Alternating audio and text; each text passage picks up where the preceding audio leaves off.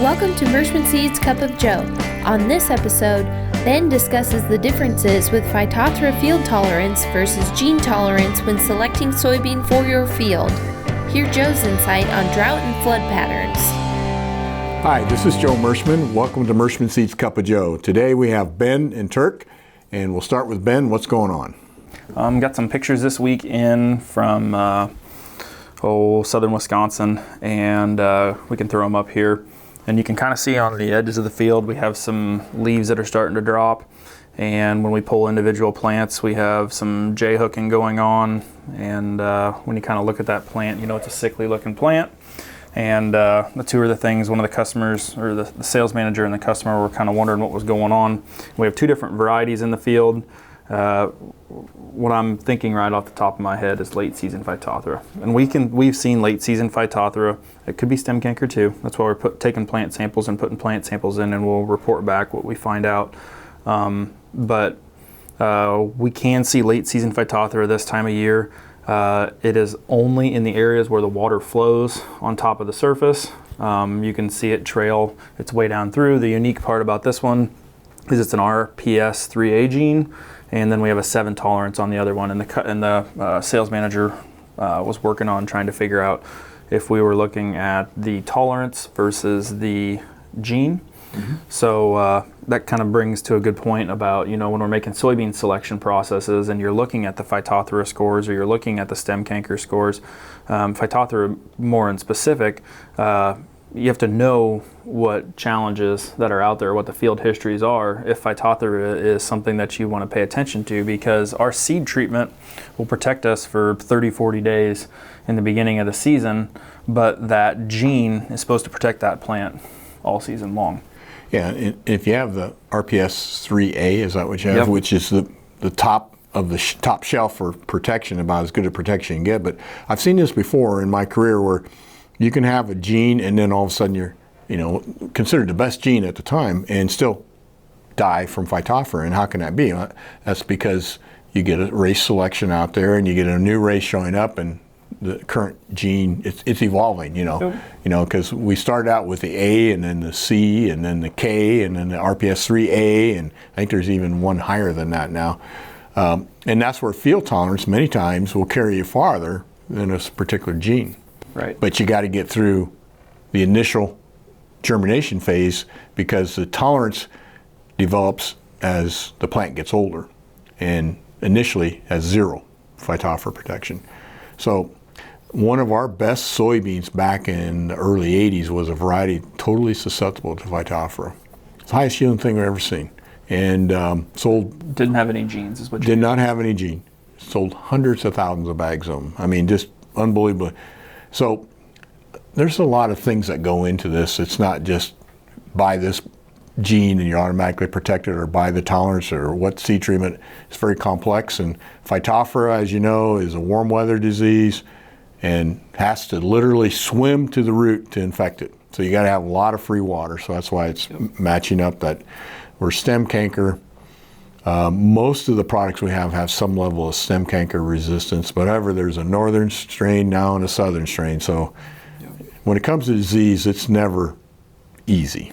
Right, and that's why that bean that you planted 10 years ago, 15 years ago, isn't going to work today, because we're constantly working on the evolution of diseases and resistances that are built in there. Yep, the environment keeps changing, and believe it or not, Ben, when soybeans were first introduced into the United States, they were considered a disease-free crop. Yep. They were advertised, this is a disease-free crop, there's nothing that affects it. And now, well, not so much. So. Yep, Mother Nature's constantly working against us.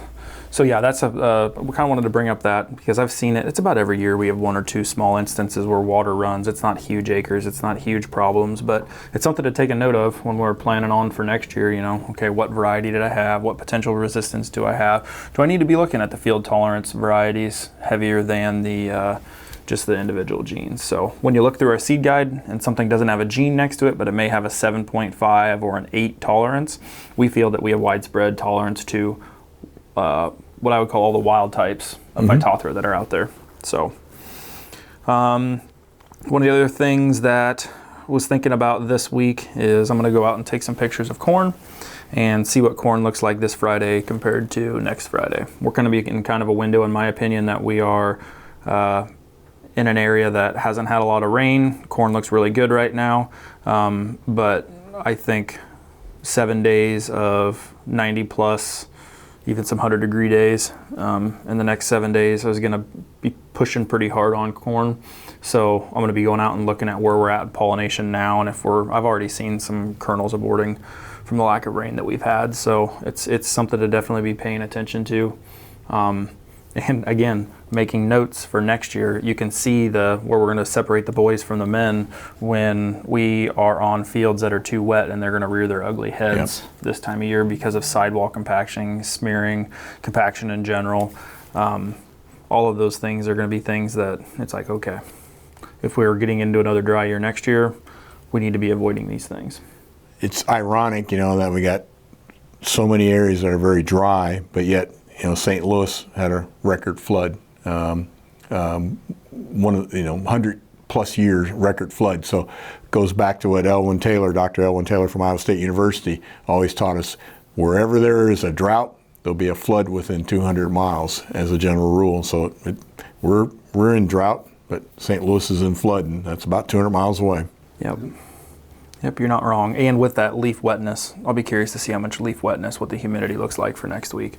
Because as long as, we talked about it last week, but as long as we have enough heavy dew in the morning, it has a tendency to keep the ground moist underneath it. But if we lose that because of low humidity and high heat, we're going to be seeing how well our fungicides are working on our corn too. So a lot of planes and sprayers going across the field this week.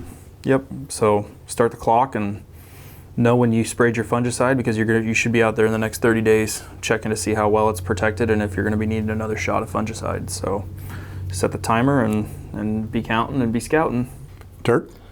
Well, this week was another week of unexpected or maybe expected market moves. This last 2 weeks of July has been the exact opposite of the last 2 weeks of June. June, it was going down, down, down. End of the month, new month starts, kind of sing along for a couple weeks, and then the last 2 weeks of July here, we've been up, up, up, and I think they said beans are up on about $2, or not quite $2 since last Friday's close, and so it's a crazy time. There's no doubt about it. The end of the month, again, obviously, is putting squeeze on traders to reverse their markets or reverse their positions and get out.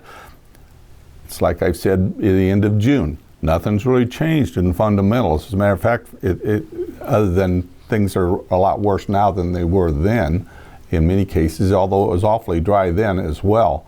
But there's been rain in a lot of areas, but there are still areas that are really dry. But this week coming up now with temperatures at 100 in the hundreds in many areas across the Corn Belt, it's going to take a major toll come the following Monday's crop reports. Yeah, I'm looking at those temperatures, and where they had rain, the temperatures are much lower. Mm-hmm. For example, St. Louis next week is going to be cooler than here in West Point, Iowa. It was mainly because that moisture holds that temperature back. So I was looking at the forecast for where I live, and my temperature for next Wednesday is 105. I was looking at Cedar Rapids that's had rain, and theirs is like 101, 102. So there's about 4 or 5 degrees. That's about 60 miles apart. And I think even West Point's temperatures, 99. 99. And so we're looking at, again, 4 or 5, about 50, 60 miles south. And we're a little better off than you are for moisture. Yeah, I've had the month of July, I've had like 2 to 3 tenths. And you're just south of Iowa City. Yeah, 20 miles south of Iowa City. And it has not rained. Yep. And we haven't mowed lawn in weeks, and pond is, I think I'm going to have to start running water in it. Well, let's hope it rains. And the folks that got too much, hope it dries up for you. So. Right. So that's all I had, Joe. All right. Well, this week, let's see how well your science background is, okay? Okay? It's been a while. Okay. My coworker, Kelvin, recently retired from the weather station and has been replaced by a guy named Celsius. He's the new temp. I see. Temperature. The new temp. You know, Kelvin, temperature, I Celsius. see. I see. Well, since we were talking about weather, I thought I'd throw that one in. All right. Well, anyhow, busy time for a lot of folks. Seems like fall's literally around the corner here for us. We're going to be into August soon. And anyhow, we sincerely appreciate your business. Looking forward to starting the new year. And we hope that you and your family are safe and healthy. And we'll see you next week.